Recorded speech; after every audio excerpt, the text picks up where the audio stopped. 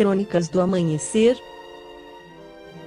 Por Feijão Centro Espírita Allan Kardec de Balneário Gaivota. 6 de janeiro de 2020. Os anjos que já salvaram milhares de vidas impedindo suicídios em Ponte do Zeuá.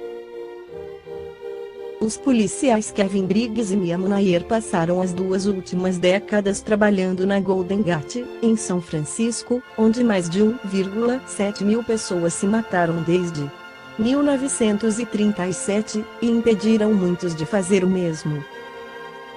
Nenhuma pessoa que vem à ponte para pular quer morrer.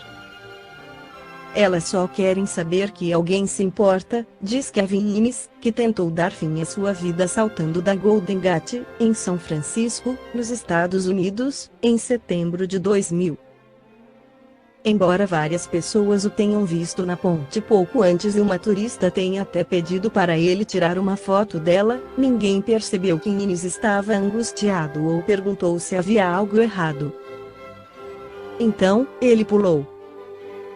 Por um milagre, Innes sobreviveu à queda de 75 metros nas águas frias do Pacífico.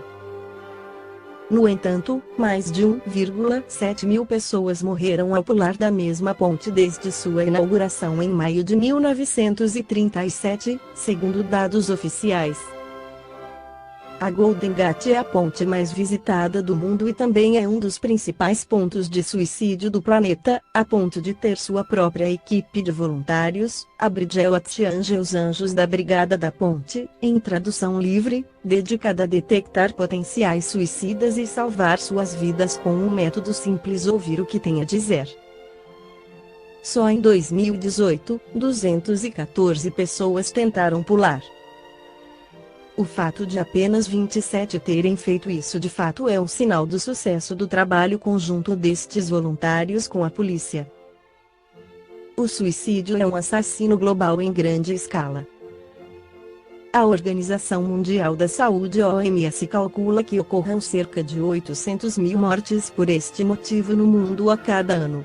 De acordo com o Centro de Controle e Prevenção de Doenças (CDC), a principal agência de saúde pública dos Estados Unidos, 47 mil pessoas tiraram suas próprias vidas no país em 2017, de acordo com os dados mais recentes disponíveis. O suicídio é hoje a segunda principal causa de morte entre os americanos com idades entre 10 e 34 anos. Uma pessoa pode elaborar muitas razões para se matar, mas há uma forte ligação disso com problemas de saúde mental, especialmente depressão. 90% das pessoas que morrem por suicídio têm algum problema deste tipo ou teriam consumido substâncias químicas de forma abusiva no momento da morte, de acordo com a SAVE, uma organização americana de conscientização e prevenção de suicídio. Tinha que fazer algo para ajudar. Embora a depressão seja um distúrbio de saúde mental tratável, o suicídio costuma ser um ato impulsivo. O que os Bridgewater Angels procuram fazer é impedir que o suicídio inviabilize esta possibilidade de recuperação. Apesar de viver na região, a policial Mia Munayr não tinha conhecimento do legado sombrio da Golden Gate, até assistir em 2010 ao documentário The Bridge, a Ponte, em inglês, sobre o assunto. Tinha que fazer algo para ajudar a impedir que mais pessoas morressem, diz ela, que fundou então a Bridgewater Angels. Desde 2011, os voluntários percorrem a ponte em datas importantes, como Dia dos Namorados ou véspera de Natal, e são treinados para abordar qualquer pessoa que achem que possa estar em perigo. Munayr gastou mais de $10 mil, $41,5 mil do próprio bolso para financiar as campanhas, que incluem seminários para pessoas interessadas em ajudar a patrulhar a ponte em épocas de maior preocupação. A policial treina os voluntários para lidar com aqueles que parecem isolados e angustiados. Eles aprendem a detectar os sinais de alerta e maneiras de reagir a isso. Os voluntários fazem perguntas que podem começar com um simples "Você está bem?". É uma questão de estimular a pessoa a falar. Conversamos com as pessoas. Mostramos que não estão sozinhas. Nós ouvimos. Às vezes, essa é a melhor resposta. Mas é importante tentar não tocar nos assuntos sensíveis e apenas mantê-las conversando, diz Munayer. O guardião da Golden Gate, o sargento aposentado Kevin Briggs, realizou paralelamente um trabalho semelhante. Ele não teve escolha ao se envolver com essa questão por quase 20 anos. A Golden Gate fez parte de sua rota diária de patrulha. Ele teve seu primeiro encontro com alguém que tentava em 1994. Na época, os policiais não tinham treinamento formal para lidar com essas situações. Fiquei aterrorizado quando vi uma jovem subindo no beiral, diz Briggs. Ele começou então a ler sobre como lidar com suicidas no seu tempo livre. Foi uma boa ideia, porque, por quase 20 anos, tive de lidar com essas situações com muita frequência. No livro Muito Além da Morte, Luiz J. Rodrigues afirma que a grande tragédia da humanidade não está na tensa expectativa da maciça aniquilação nuclear, nem nas diferenças de fortuna entre as nações, que colocam umas poucas no extremo da riqueza e do poder e muitas outras no extremo oposto do subdesenvolvimento, muito menos se encontra nas ameaças totalitárias de esquerda ou direita, que a cada volta na estrada nos mostram seus dentes vorazes. Na escala cósmica, tudo isso são aspectos secundários de causas mais profundas, nem sempre tão óbvias. Infelizmente, a imensa maioria dos seres que hoje povoam este mundo. Na realidade, a grande tragédia da humanidade, causa primária de todas as mazelas que assolam a civilização, é a tremenda e persistente ignorância do homem acerca da sua própria natureza espiritual. Na fabulosa massa humana que se distribui pela superfície da Terra, apenas uma percentagem relativamente insignificante está em condições de compreender com lucidez estas verdades elementares. Que o homem é essencialmente um ser espiritual. 2. Que de tempos em tempos reveste-se esse espírito de um conglomerado celular, a que chamamos corpo. 3. Que ao ocorrer o fenômeno da morte, o espírito abandona sua vestimenta carnal e regressa ao plano vibratório de onde veio. 4. Que após um estágio de variável extensão no espaço, volta o espírito a nascer na carne, em outro corpo e sob novas condições biológicas, sociais, geográficas e históricas, mas conservando o seu nível evolutivo. Só mesmo a trágica miopia humana poderia ter confundido, através de tantos séculos, o corpo físico perecível e facilmente desintegrável, com a contraparte intemporal do ser pensante, sede da razão, da inteligência, da volição, e iluminada por princípios morais e éticos. Somente uma dolorosa cegueira psíquica poderia confundir o corpo físico, simples instrumento de trabalho, com a entidade diretora, que é o espírito. Mais ainda com aterradora frequência, sobrepor o primeiro ao segundo.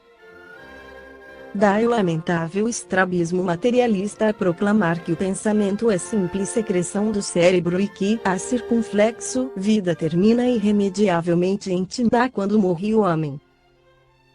Há 162 anos Allan Kardec já estava preocupado com o suicídio, tanto que destinou as perguntas 943 a 957 do Livro dos Espíritos sobre o assunto. Na última ele questiona sobre as consequências para o espírito que pratica o ato 957. Quais são, em geral, as consequências do suicídio sobre o estado do espírito? As consequências do suicídio são as mais diversas. Não há penalidades fixadas e em todos os casos elas são sempre relativas às causas que o produziram. Mas uma consequência que o suicida não pode escapar é o desapontamento. De resto, a sorte não é a mesma para todos, dependendo das circunstâncias. Alguns espiam sua falta imediatamente, outros numa nova existência, que será pior que aquela cujo curso interromperam. Comentário de Allan Kardec. A observação mostra, com efeito, que as consequências do suicídio não são sempre as mesmas. Há, porém, as que são comuns a todos os casos de morte violenta, as que decorrem da interrupção brusca da vida. É primeiro a persistência mais prolongada e mais tenaz do laço que liga o espírito e o corpo, porque esse laço está quase sempre em todo o seu vigor no momento em que foi rompido, enquanto na morte natural se enfraquece gradualmente e em geral até mesmo se desata antes da extinção completa da vida. As consequências desse estado de coisas são a prolongação da perturbação espírita, seguida da ilusão que, durante um tempo mais ou menos longo, faz o espírito acreditar que ainda se encontra no número dos vivos. Ver item 155 e 165.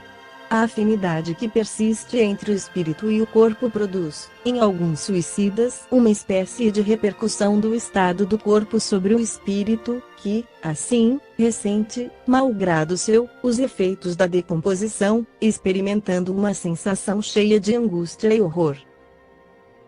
Esse estado pode persistir tão longamente quanto tivesse de durar a vida que foi interrompida.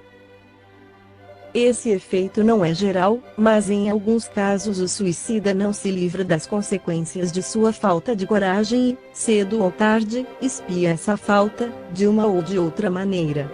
É assim que certos espíritos, que haviam sido muito infelizes na Terra, disseram haver se suicidado na existência precedente e estar voluntariamente submetidos a novas provas, tentando suportá-las com mais resignação. Em alguns, é uma espécie de apego à matéria, da qual procuram inutilmente desembaraçar-se para se dirigirem a mundos melhores, mas cujo acesso lhes é interditado. Na maioria, é o remorso de haverem feito uma coisa inútil, da qual só provam decepções. A religião, a moral, todas as filosofias condenam o suicídio como o contrário à lei natural. Todas nos dizem, em princípio, que não se tem o direito de abreviar voluntariamente a vida. Mas por que não se terá esse direito? Porque não se é livre de pôr um termo aos próprios sofrimentos. Estava reservado ao Espiritismo demonstrar, pelo exemplo dos que sucumbiram, que o suicídio não é apenas uma falta como infração a uma moral, consideração que pouco importa para certos indivíduos, mas um ato estúpido, pois que nada ganha quem o pratica e até pelo contrário. Não é pela teoria que ele nos ensina isso, mas pelos próprios fatos que coloca sob os nossos olhos. Esta foi a crônica do amanhecer de 6 de janeiro de 2020. Por Feijão Centro Espírita Allan Kardec de Balneário Gaivota. Que a paz esteja com todos.